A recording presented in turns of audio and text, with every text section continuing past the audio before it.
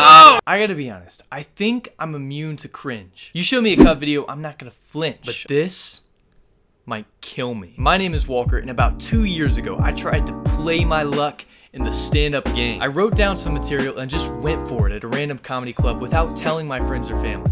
And truthfully, it was wild. Now, I haven't heard this recording in a long time, but from what I remember, the material I wrote was insane. Like, we're talking schizophrenic chicken scratch. What does that mean? Well, you're about to find out, trust me. I'm like legitimately nervous about this. Here, okay guys, we got a first timer. Give him a lot of love. Give him a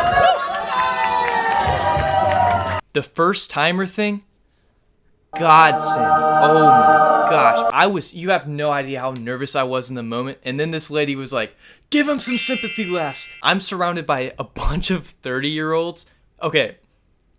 30 is being modest. So I swagger in as a 17-year-old and am instantly blasted by some cigarette smoke. And then I'm like, this is real. What's up, y'all? I'm 26. too fucking young. I gotta be honest, right? I had to crawl through the vents to get here, man. I'm gonna pop this off because I'm a bad boy. The bad boy line.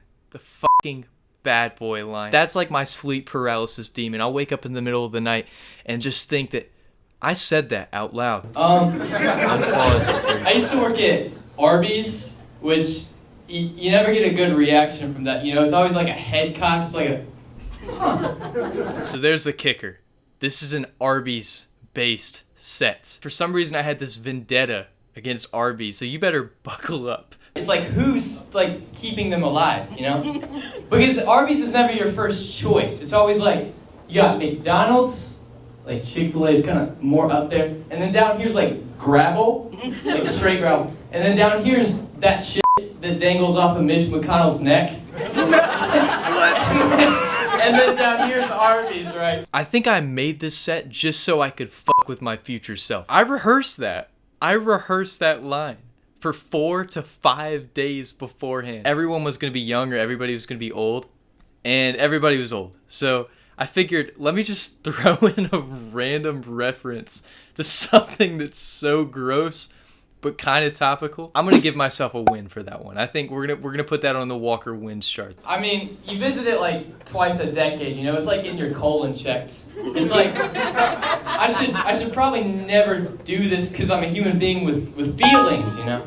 But you always do, and I hate it, man. Like, I hate giving money to big colon, right? Oh. No, dude. That does not land. No, not big colon. The vibes in this set are all over the place. Arby's employees are always pretty self-conscious, you know, because nobody goes there. So they make sure to be extra confrontational when you order. Like, you'll pull up and it's like, welcome to Arby's, please order when you are ready. And you're like, okay, pull yourself together. You're gonna order. Oh my gosh. I guess loud equals funny. That is a line. That is a line. That is a joke. Probably better than Joe Rogan.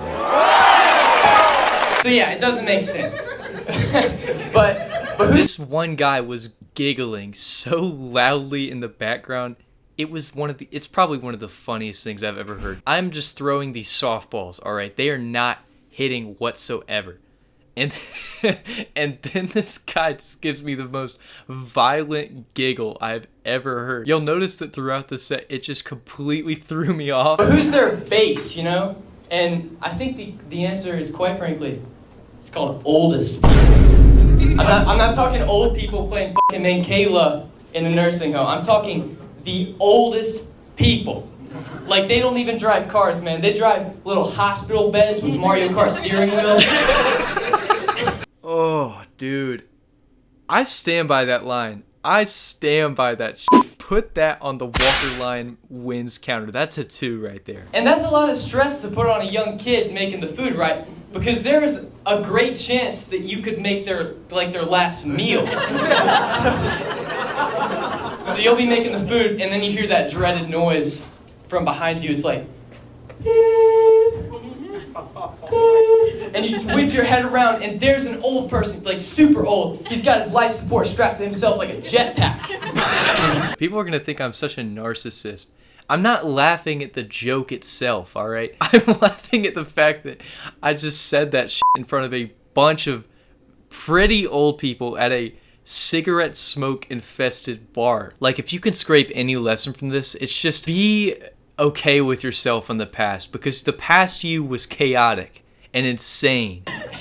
And you hand them his food, and the worst thing you could hear is just... You're like, no. Like, was it the whole wheat bread? Like, what did I do? But your manager's already rolling him away, which is like a dead look in his eye. Man.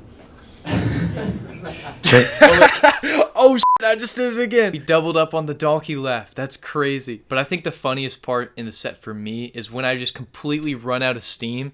And so I just say, man. Towards the beginning, I was super gassed up. And so by now, I'm just completely out of energy. And you totally hear that in my voice.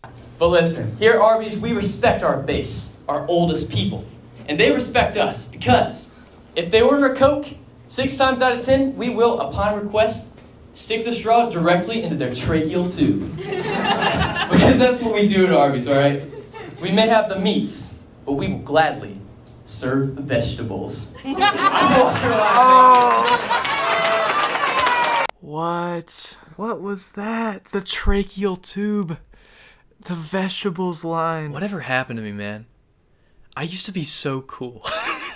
I used to come up with tracheal tube and Mitch McConnell's throat references in a 4-minute comedy set. And I was at a time in my life where I felt like I needed to accomplish something. Even though it's something minuscule like an open mic. I feel like that was a necessary step in my growth.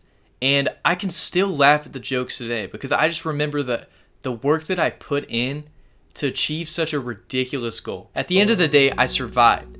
And it gave me an adrenaline rush that left me wanting more. You should just go for this if you want to. Public speaking is one of the greatest fears in America, and if you can just overcome that, you'll have so much fun. Something like comedy appeared very far-fetched just a couple months beforehand, but as I started watching comedians and I looked it up more, I realized maybe this is feasible. And even though I'm not doing comedy now, I apply the same ideas to YouTube. I look at my favorite creators, I look at Yes Theory, Ryan Trahan, and I see something that's truly obtainable. You never know how the audience is going to react, and a lot of the laughs I got were definitely sympathy laughs, but I feel like if I could truly hone my craft, I might see results, and you would too.